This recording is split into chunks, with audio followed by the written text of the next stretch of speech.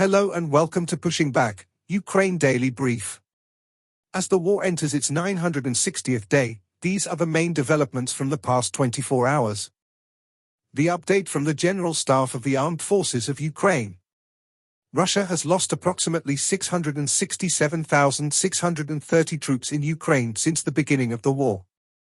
The number, which has not been independently verified, includes 1,290 casualties over the past day. According to the released Ukrainian figures, Russia lost 9 tanks, 27 armored combat vehicles, 59 artillery systems, 1 multiple launch rocket system, 110 drones, 115 vehicles and 38 pieces of special equipment. Germany announced a new military aid package for Ukraine valued at €600 million. The package includes air defense systems, tanks, artillery systems and drones. The Russians launched 146 combat clashes and carried out 59 airstrikes, including 88 anti-aircraft missiles on the territory of Ukraine.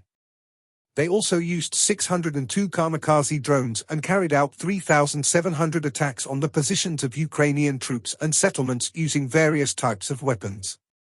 In its latest intelligence update, the Institute for the Study of War, Russian forces intensified their ongoing effort to dislodge Ukrainian forces from Kursk Oblast around the evening of October 10 and have recently advanced further into the main Ukrainian salient in Kursk Oblast, while reportedly eliminating almost the entirety of the smaller Ukrainian salient in Glushkovsky Raion.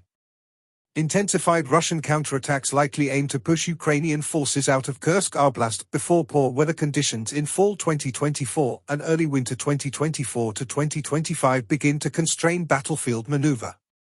The Russian military command likely aims to rapidly push Ukrainian forces out of Kursk Oblast in order to free up combat power for its priority offensive operations in Donetsk Oblast and to ease the theater-wide operational pressures that the Ukrainian incursion has generated.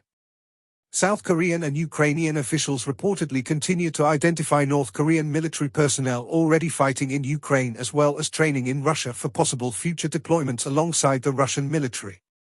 Western partners continue to announce and provide new military assistance to Ukraine. Ukrainian President Volodymyr Zelensky continues diplomatic efforts to establish and clarify Ukraine's strategic vision for peace. Chechen Republic head Ramzan Kadyrov declared a blood feud against Russian legislators, suggesting that Kadyrov is becoming increasingly emboldened in his personal political disputes. Ukrainian officials confirmed that Ukrainian journalist Victoria Roshkina died in Russian captivity. Ukrainian officials announced new appointments in the Ministry of Defense.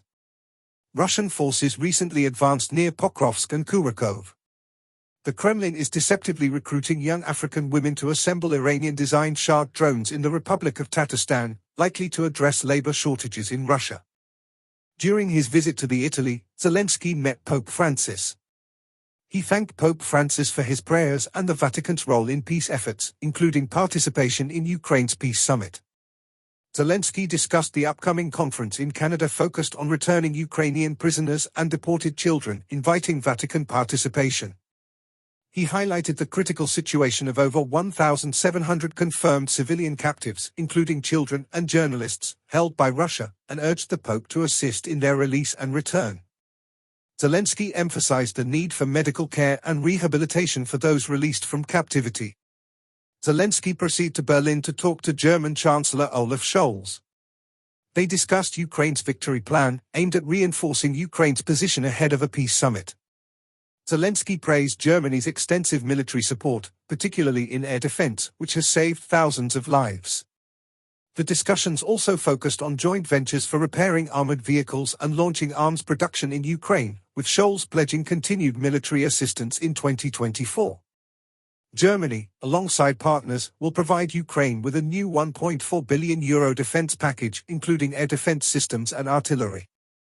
He finally gave his nightly address and spoke about continued crucial meetings across Europe, securing a new defense package from Germany with a focus on air defense systems, particularly the IRIS-T.